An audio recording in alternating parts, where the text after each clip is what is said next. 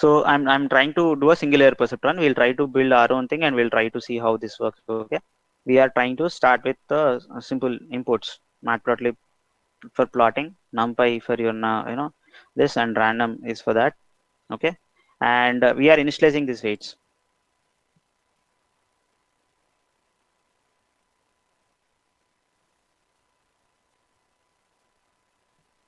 This is where we are initializing weights.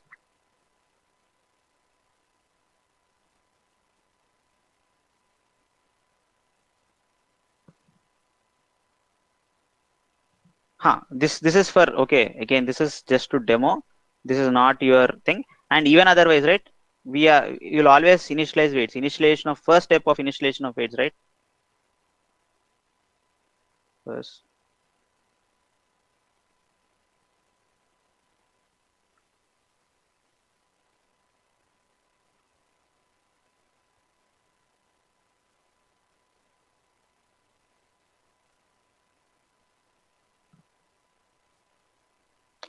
Not necessary. I'll explain this. If you are comfortable, if you're able to open it and try it out, it's up to you. But you don't have to necessarily run it by yourself. Okay. So I'm initializing my threshold to 0, my bias equal to 1. I'm setting my learning rate as 1. Okay. And I'm saying I'll do maximum of 100 iterations. And we're also creating some dummy data points. This is my data points, and I have two classes, either -1 or 1. Okay. These are my data points. These are my inputs, X values, and this is my target values. This is my X1, X2. This is my Y. I have values -1 and 1, two values. Okay. And these are my values. These are my features.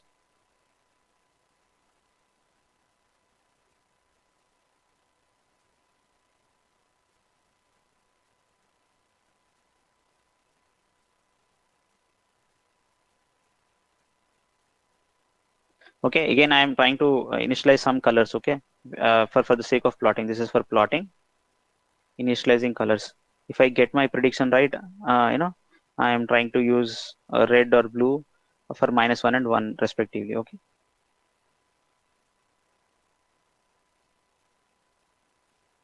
So whatever data I have, right? You see this data I have, I'm converting into a dictionary. I previously had it in the form of list where I had, X1, X2, and Y, and I'm converting into a dictionary. This is my keys. This is my values. So that's what this step is, where I'm trying to do it in this format.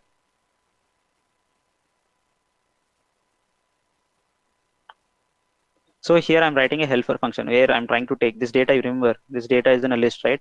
I'm splitting that, and this data. This from this data I'm trying to split it using your commas. And the first one is for my X coordinates. The second one is for my Y coordinates. So this one is my label. Okay. Here this is my X coordinate to plot it on X axis, right? So you need this one, this whatever this one are X coordinates.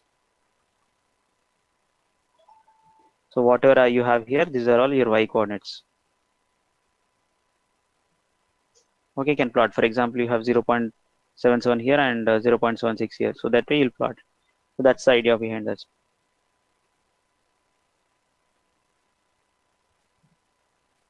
Okay, you want to turn on your interactive graphic mode. So in this case, what you're trying to do is, you remember, right? You remember that where we have W1x1 plus W2x2 plus, you keep on repeating it.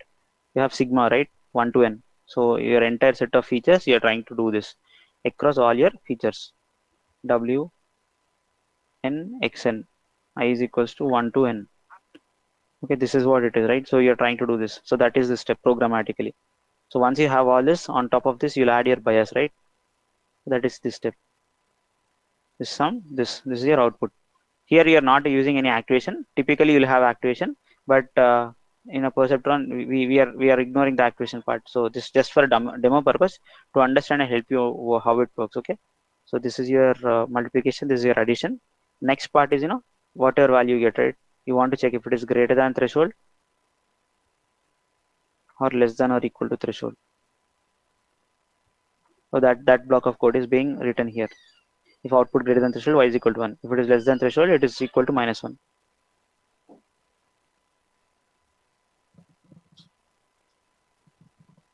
and then you're updating the weights if the output does not match, right? So you want to update your weights. You remember this is your forward pass. Until here it is forward pass, but you're going to initialize somewhere. But if you think your weights are not getting updated, I mean you are not getting the right prediction, right? Then you go back and update weights, right?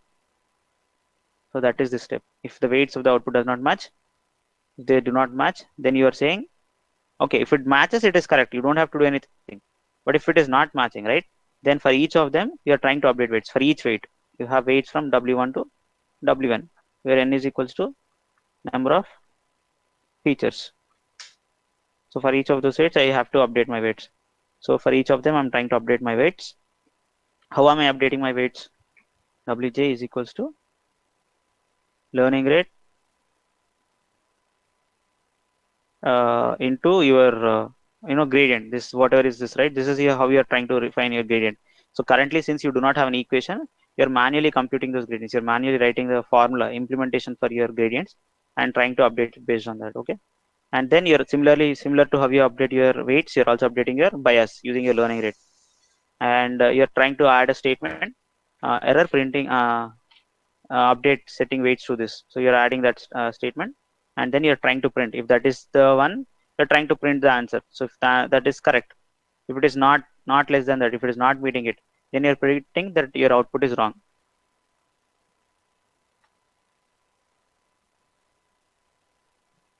Team, again, Sudhakar, when you say why are you converting list to dictionary, that is how the flow of the code is. I do not see any purpose.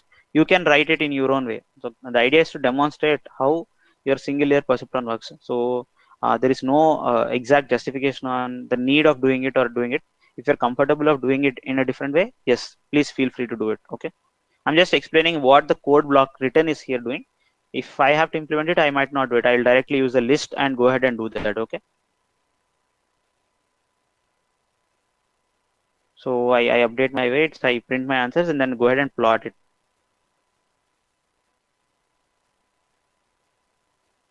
So you see, start plotting it. So for each iteration, you see, you are going to train it for 100 iterations, right? So for each point you're picking up and you're trying to initialize your weights. So this is like your stochastic gradient descent. For each point you're updating your weights and you're saying, did you get it right? You got it right. Okay, here also you got it right. You got it right. So you're repeating it. So you repeat this process until you do it for 100 iterations. Okay, here you see you got an error. So you're updating your weights. So because ideally it's supposed to be somewhere else, you got it something else. So that's why. So this is the ideal line. Okay, this line that you see, this is the ideal line. We want to get a line that is parallel to this, probably something like this or something like this. If you get a line like that that is parallel to the existing line, then we are good. You keep repeating this process. We are taking one point at a time, updating it and demonstrating it. This just to give you a flavor of how single layer perceptron works. Okay.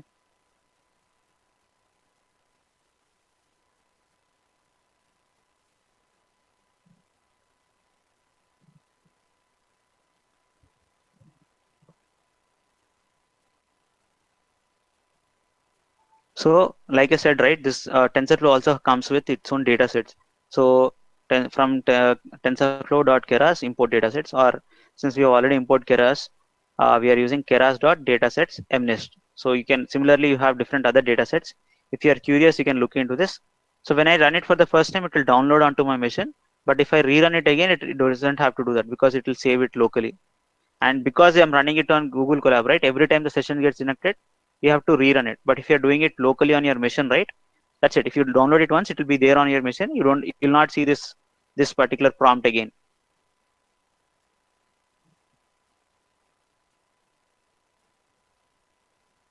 Uh, no, it is different for different data sets, Kamesh. So whenever this is nothing but your width and height. So if you take an image, if I open an image, whatever is the size, right, this one image might be 28 by 28, another image might be 256 by 512. So whatever is the size of it, it is you need not okay, this is the different sizes. So if you open your any image, and if you go to open it on your Windows or something and you look at properties, you'll get width into height. Or you can also open something on your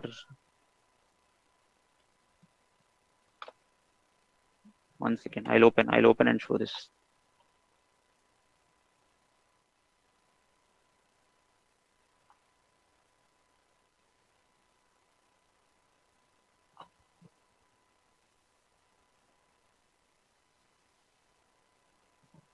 You see this, right? See, this image has a size of, I'm not sure if you're able to see this, but it has a size of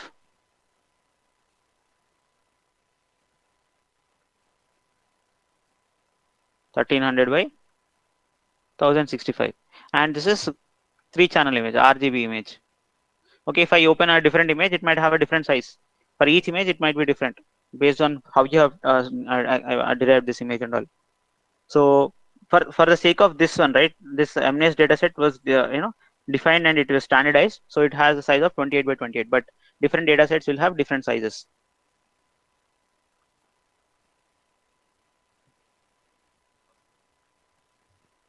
Okay, and answering your question, Suresh, you don't have to have the dataset. Okay, question is MNIST dataset is not available on MNIST. You can directly download it. See, just by importing this. Yeah. You have imported your Keras, and from Keras you are able to get this MNIST dataset. It is stored. It's not exactly looking like an image. It is stored as a NumPy array. You can visualize that dataset.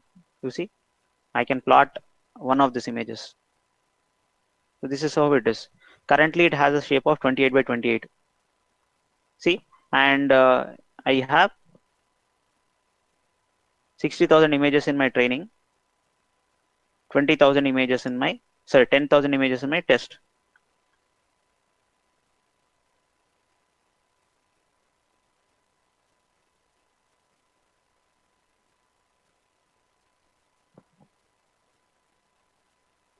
And I'm converting the data, whatever data I have, into float. Okay, if you want to see before conversion, I can also show you how does this is the plotted data, right? If I do not plot it, if I directly show you the raw values,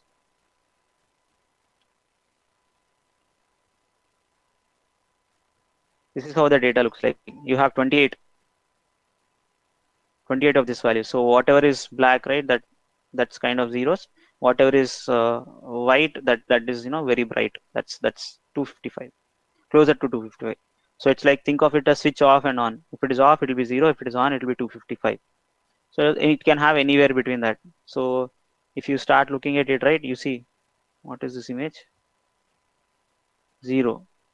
So it's hard to visualize here, but if you look at the actual thing, right, you will start looking like it feels like a number. But since it's slightly indented, you are missing point there. Okay, you're converting into thing and you're trying to reshape it. You remember the visualization that we have seen. This one, right? We play it out. This is the image. I'm flattening it out and using them as features. So that is step is happening here. I'm reshaping it, reshape it to 784. So this train data, I'm reshaping it. I'll get 784. Test data, I'm reshaping it. I'll get 784 values. Then I'm converting it to float again. I can do it only once, so I don't have to do it twice.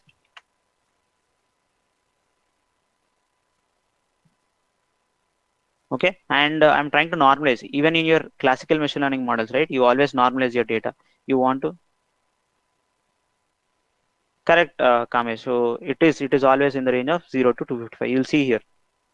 Even if it is 3-dimensional, even if it is an RGB image, you'll have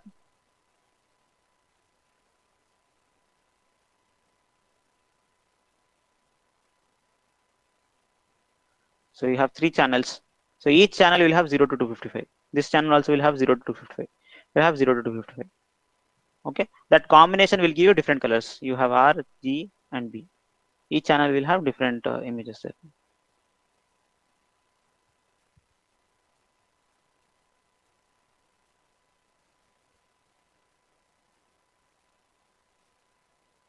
Okay.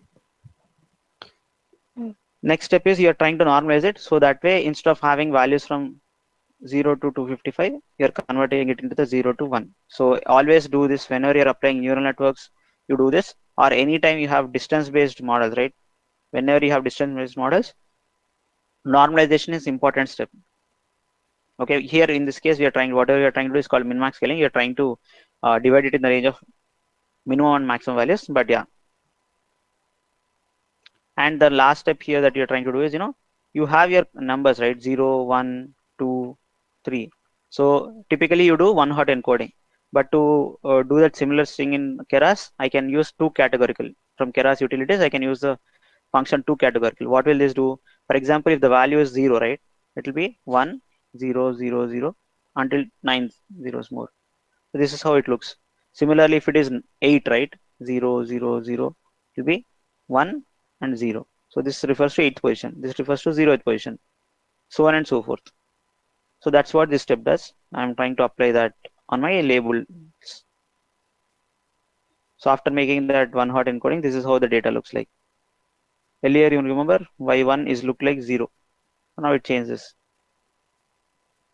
Now I'm trying to build my first model.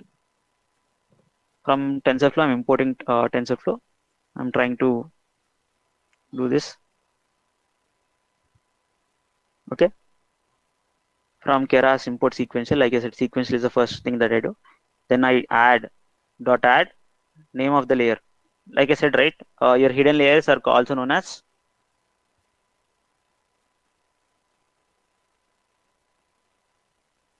layers FC or dense.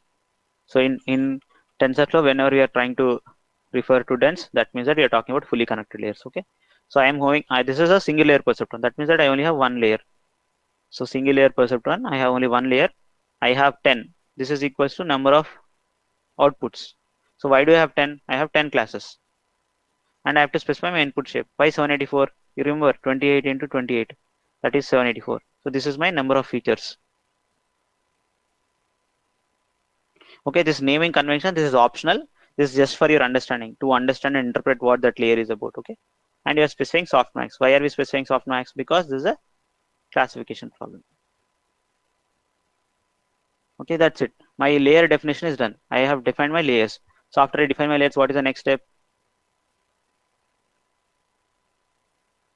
I have to specify my to compile my model. So I'll define, then I'll compile. So here I've specified my optimizer as SGD. I can also specify momentum. I can specify RDM. I can specify RMS prop, etc. And I'm trying to do use categorical cross entropy. Why categorical cross entropy? Again, this is a classification problem. That's why I'm using categorical cross entropy. And I want to track, accuracy as my metric. So that's why I have specified accuracy. Then I can look at the summary of it, So 7850, this represents my number of weights and biases that I have. So how did I get 7850? You remember I have 784 neurons. And how many outputs? This way I have 784. And in your output layer you have this. So each of them is connected. So each neuron is connected to 10 neurons. So I have 784 like this. So 784 into 10. 7840 plus 10 neurons, right? For each I have a bias. So 10 biases. 7850. This is the number of parameters that I get. So those many possible parameters I can tune.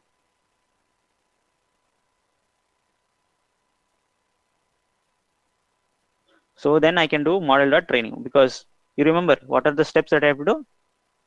Define, add, compile, train, infer, serialize. That's it. In define, I'll sequential. I'll add layers. While layers, I'll specify output, input, activation, etc.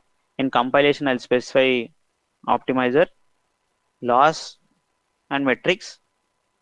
In training, I'll do fit. I'll pass my train and validation.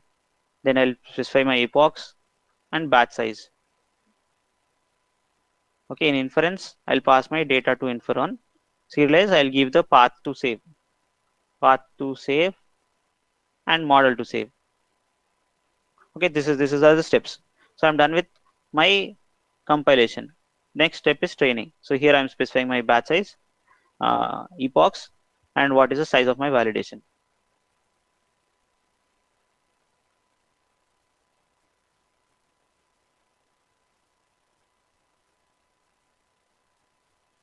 It will take some time to train.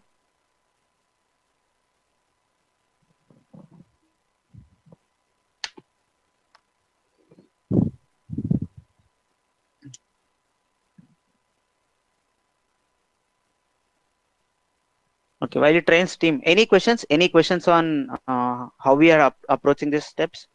How do we define our own custom models in TensorFlow?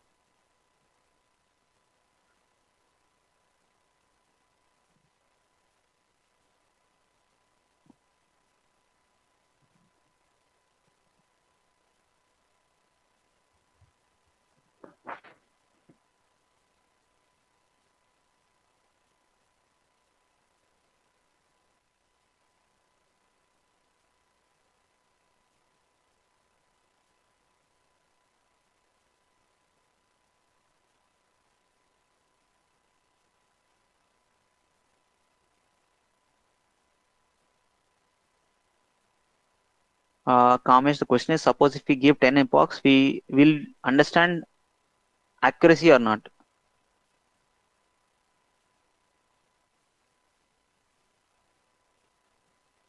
Uh, I did not understand when you say will understand accuracy or not. Okay, activation function here in this case we have used is, we have only one, right? We have only one layer. Where is this? Huh? So this particular architecture, we have only this one, input layer and output layer. No hidden layers. So if it is a classification problem, and if you have an output layer, the activation function that you use on your last layer is softmax. So that's why we use softmax. If there is a hidden layer, then we could have chosen different things. No, see, it's not about, okay, there are multiple things, right? You have a business requirement. Okay, I'll tell you. In industry, you'll have a business requirement. Okay. So that business requirement will tell you what is the target accuracy that you're looking at. So sometimes this target accuracy is achievable, sometimes it is not. To find out whether that is achievable or not, that's why you conduct your experiments. Sometimes, okay, sometimes if you make, even if you make, 5% error, that might result in, $1 billion losses. So that's when you strive to get 98, 99% accuracy. Okay, sometimes it's okay. Even if you get the model like 70%, you probably will save $1 billion.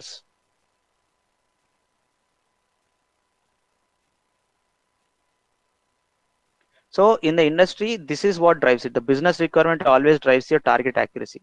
Sometimes the target accuracy is achievable, sometimes it is not.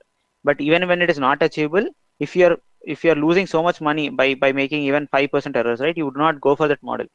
So for example, if you are in a stock trader, and if you have used, or hedge fund trader, and you are trying to find some innovative models that can predict the stock price of that, then in those cases you want it to be very, very accurate, right? Because you're talking about thousands of dollars, billions of dollars, in fact.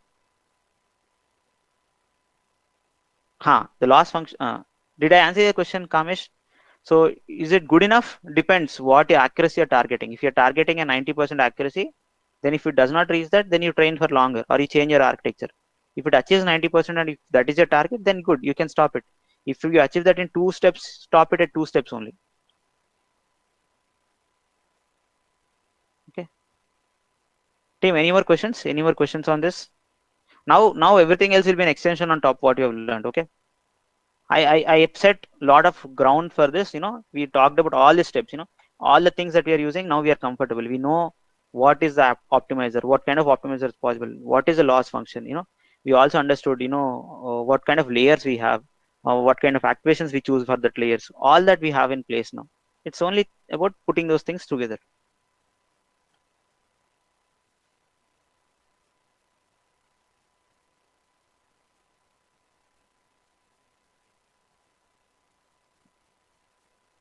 Okay, now you train your model, you're trying to track, how as your epochs progress, what is happening to your training.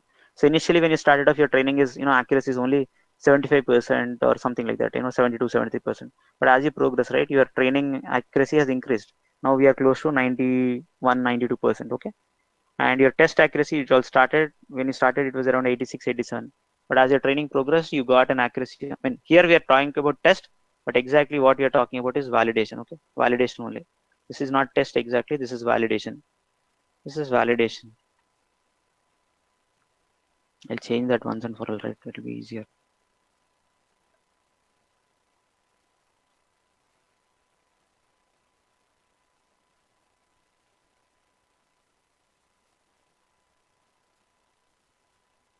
So it's easier.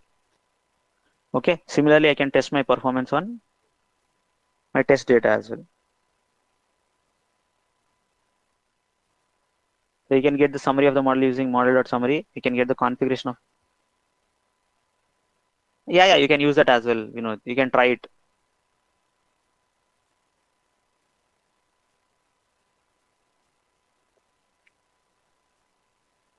Okay. Now we are trying to improve our model. So okay, we got 92%, but can we do better? Can we improve our model? So what we are trying to do, we are trying to do a multi-layer perceptron. So what is the structure of a multi-layer perceptron? If you recollect, you have your input layers, you have your hidden layers, you have your output layer. So these hidden layers will have activation functions. Okay. Now we are trying to get slightly more complex. That's what we are trying to do. So you are initializing your model. You are defining sequential. You are saying hidden layers. How many neurons are you defining? I said I'll have 64 hidden neurons. Okay. My input is 784, then 64. And how many hidden layers I'm having? I have H1, I have H2. Here I have 64. Here also I have 64. Okay. Then finally, a dense layer, output layer. So in output layer, how many I'll have? 10. So this is how I've defined my architecture. So here I've specified my output. This is my output values. This is my name of the layer. This is the input neurons. Why is 784? Number of features. So the activation function here is, ReLU. And here also I'm using ReLU as my activation function in the H2. Not an assumption. You started with that. You do not know what it is. You started with a 64. You can start with anything else.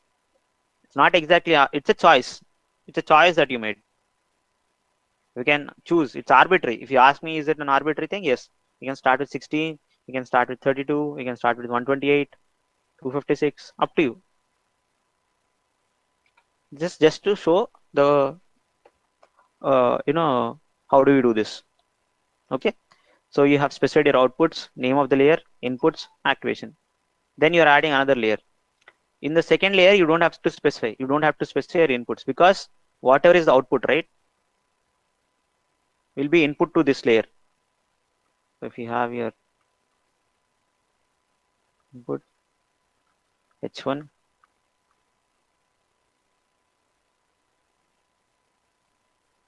so whatever is the output, this will be the input, right? This will be input to this one, right? So that's why you don't have to specify. It will understand. The model can understand what is the input, what is the number of neurons here, and here specifying your ReLU. Okay. Then you have your final layer. Here you are having softmax and 10 because number of classes. Okay. Then you have your SGD. Then you have categorical cross entropy, accuracy. Same thing. Nothing changed here.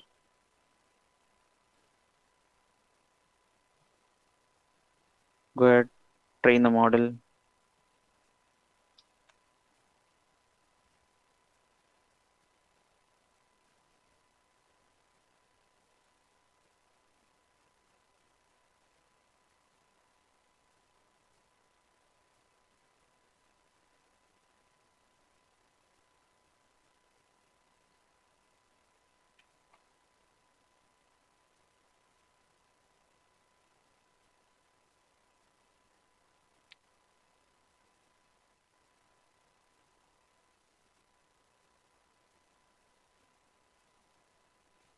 So I can plot this. And you see, earlier I got 92%, right, on my validation data. Now, by adding one more layer, I got 97.3, 97.4% approximately, which is great, right? Okay, good question, Suresh. So, for example, you have your input, you have your H1, this is H1, H2, output layer. Okay, so across all the neurons in this layer, you can have ReLU here. All the neurons here, you can have TANH. All the neurons here, you can have something else, sigmoid. It's okay. Different layers can have different activations. Okay, but neurons in same layer all have same activation. Did I answer your question, Suresh? Can different activation functions in different hidden layers? Can we have different activation functions in different hidden layers? Yes, we can have it. But if you're talking about the neurons in the same layer, no, you cannot have it. They need to have same.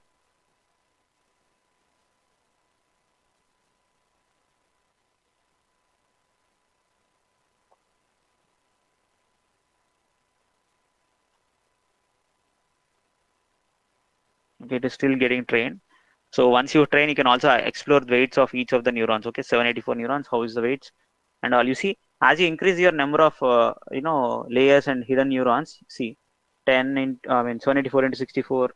Then again you have 4100. You have again this many. So you see, it increases. 64 into 10 is 640 plus 10 biases. That's why you have in this layer 650.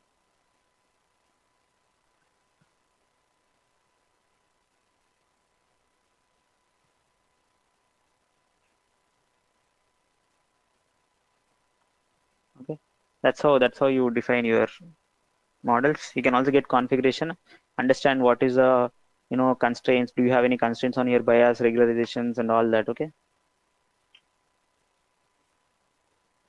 team, are we good here? Any questions?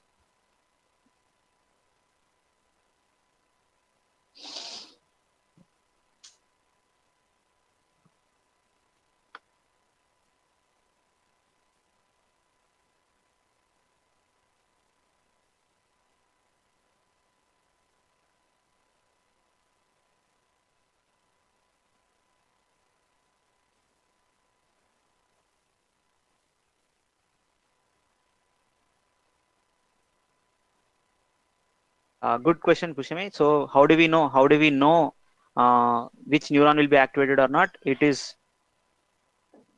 good question again, Manikanta. I'll explain. How do we know which neuron will be activated or not? It is not known. That's why neural networks are known as black box models.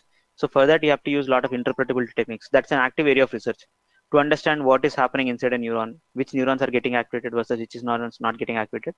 That is an active area of research. By default, when you're building a model, no, you will not know which neurons got activated or why did that neuron get activated. All that is not very plainly visible on the face of it. Okay, but you have to dig deeper and understand.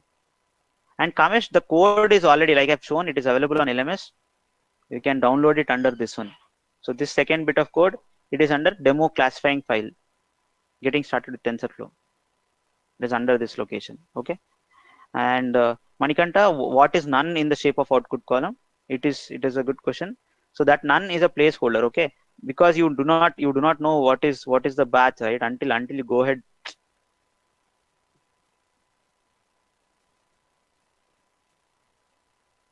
So you do not know when you are training the model, right? When you are trying to do this model summary, you have defined your model. See, you have defined your model and compiled it, but so far you have not specified what is the size of your batch. In each batch, how many new examples are you sending? So that's why this is a placeholder. Based on how many things, how many inputs you send in each batch, right? That will be the number of outputs that you get. Okay, that's placeholder. So in this case, you specified 64. So in each batch, output will be 64, 64, like that. Did I answer your question? Okay. Okay. Now we'll talk about regularizations. Okay.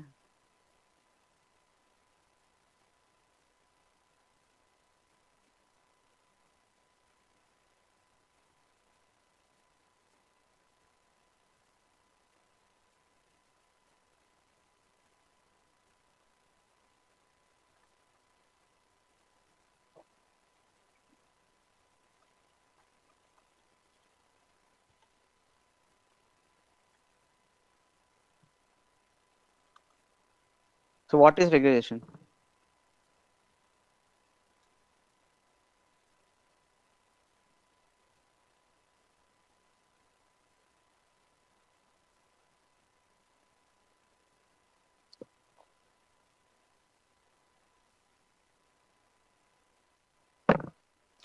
Okay, none is a placeholder, Kamesh. It because when you are defining your model architecture, when you, at the time of you defining your model architecture, you're not specifying the batch size, right? So it does not know how many neurons, how many inputs to pass, how many things to pass.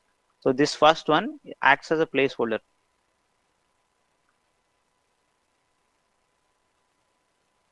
Okay, this acts as a placeholder. As you specify, for example, batch size of 64 or 128, right?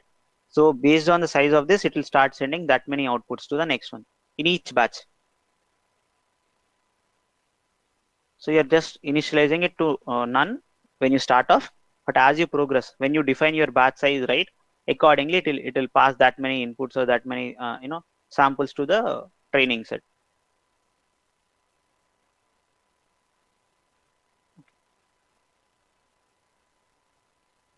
Okay, regularization is okay. You say that. Okay, I'll first take down. Suresh says um, minimize loss. I would not really agree, but yeah, I'll see.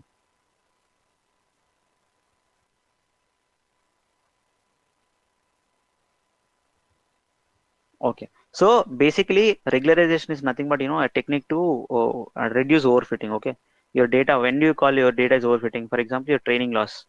Okay,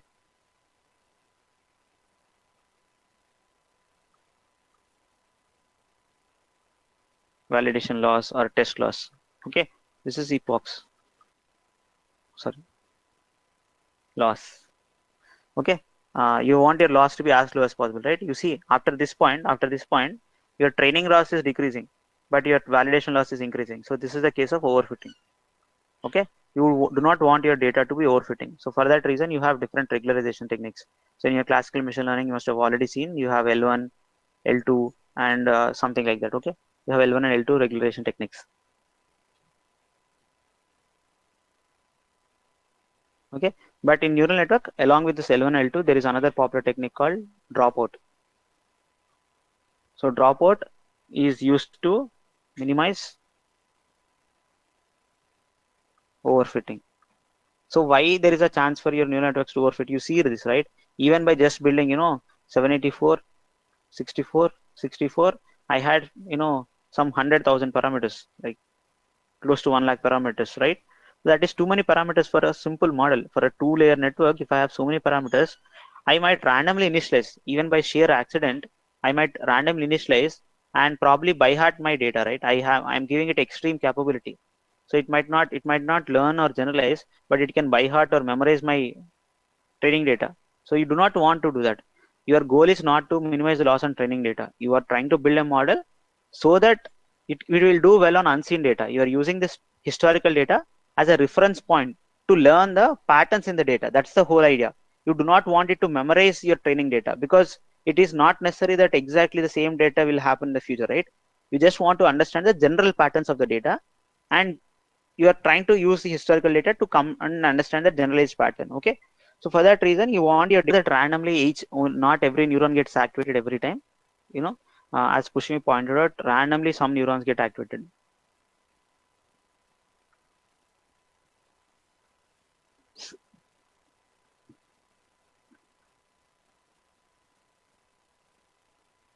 Okay, but how do they get? Of course it's not completely random, it is based on some threshold. If you get some signal, if that signal is greater than this threshold, you activate it. If it is less than or equal to threshold, you stay inactive. That is what you're trying to say, right? But however, it is possible that it might start overfitting to the data. It might start memorizing your training data. You do not want that to happen. So what you're trying to do, you're trying to make it extra hard. So for example, I'll tell you, think of this like a student, right, where you have given some answers. Okay, and you are giving solution to the student. The student does not want to spend extra time. So what he'll try to do, he'll try to learn every step 1 to 10, he'll always by heart. So you have 5 problems. For all the 5 problems you're trying to by heart, but you do not want that to happen. So what you'll try to do, you'll give problem 1, and in problem 1 you'll randomly miss step number 2. You'll randomly remove that. In problem 2 you'll give the solution but randomly remove steps 2 and 3. Okay, in some problem 4 you'll probably remove steps 7 and 8. So now what happens, because he does not have the complete solution, the student has to learn, okay, what happened from this to this, how did I get from this to this. By thinking, right, he'll be able to generalize, he will understand and fill the missing steps. Of course, it will take him longer to understand. Rather than giving the entire solution, it will give, but we are confident that the model has the ability to learn and understand, but it is trying to take a shortcut by memorizing. So you want to ensure that the model does not take that shortcut and memorize your data. You want it to generalize, because tomorrow in the exam, if you get a different problem, right, you should want to solve it. It's not like you just go out and spit out whatever 10 steps that you know, irrespective of the question. No, you want to understand the context, you want to understand the subtlety, and generalize on unseen data. So for that reason, you're randomly, even though some neurons get activated, you're randomly ignoring the information from that and not passing the signal to the next layer. So you repeatedly do this at different stages in the training. So how many neurons you want to stay activated, how many neurons you want to stay drop randomly, that is your dropout ratio. Team, is this clear? Team, is the concept of dropout clear?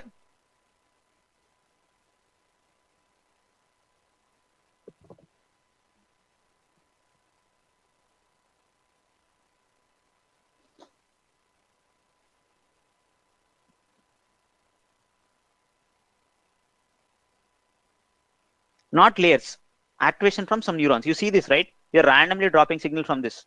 In next step, you're randomly dropping signal from this. In the next step, you're randomly dropping signal from this. In one step, you're randomly dropping. So you repeat this, not just this layer. Here also you're randomly dropping. Here also you'll randomly drop. You can add dropouts in any number of layers as much as you want. So that way it will have some signal missing. It will not get the complete information in each epoch or each iteration.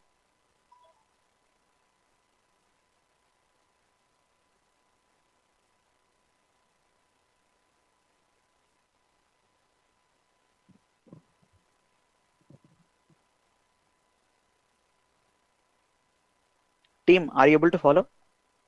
So think of this as this, right? So what happens is, no,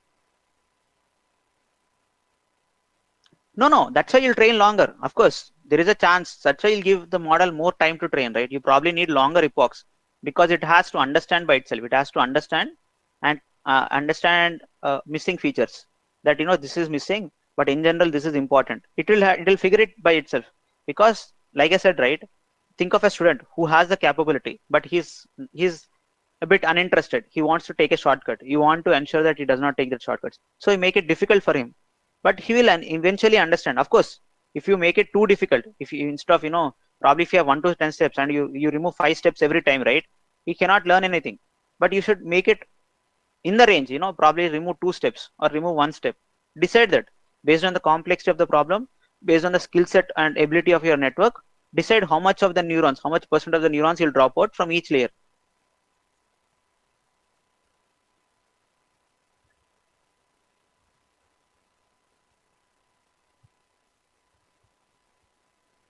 Because we are initializing our weights randomly, right? The weights are initialized randomly at different point.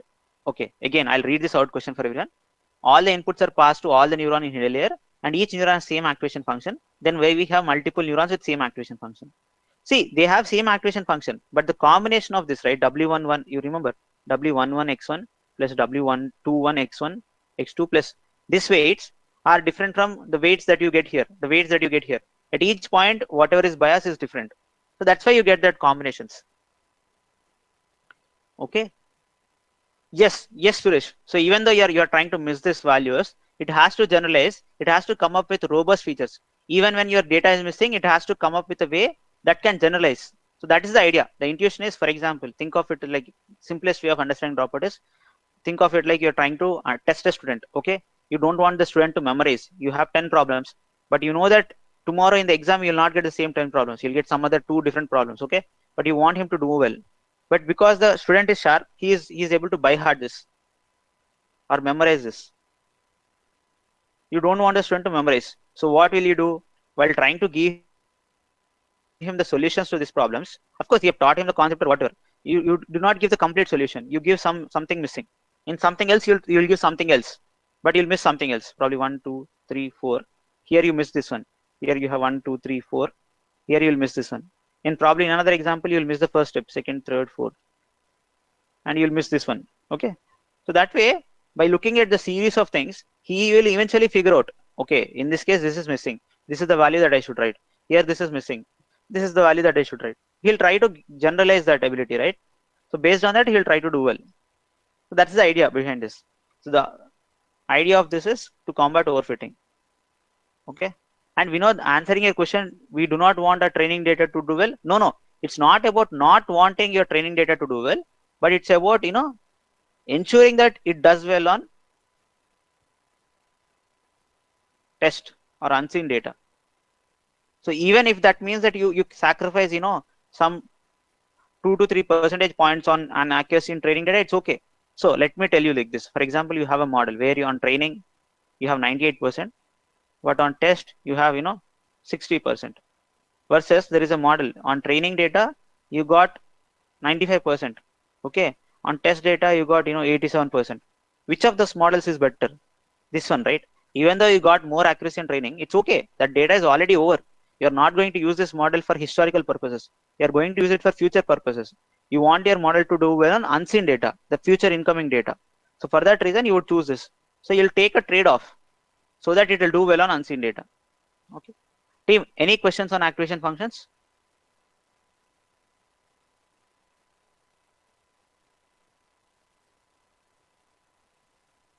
Oh, okay. This regularization, this is how it does. So we can use this regularization to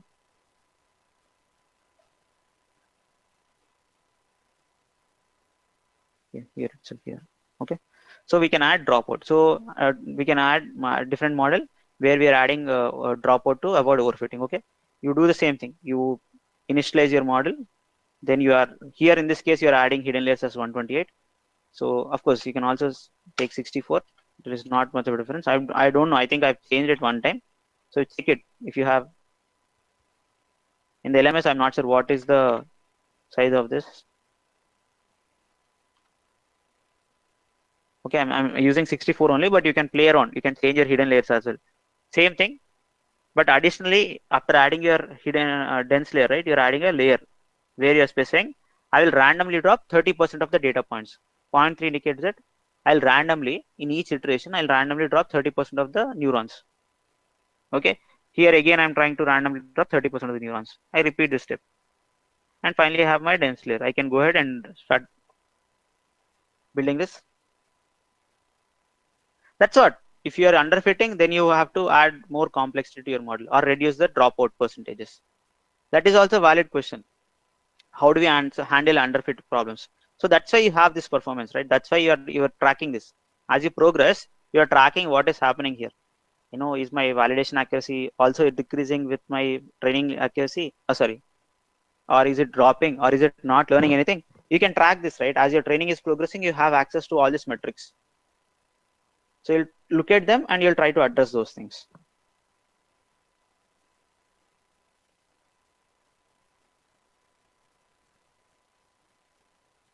So here again, I might have overfitted with 64. Now we can try with this and you will see what is the performance like. Okay.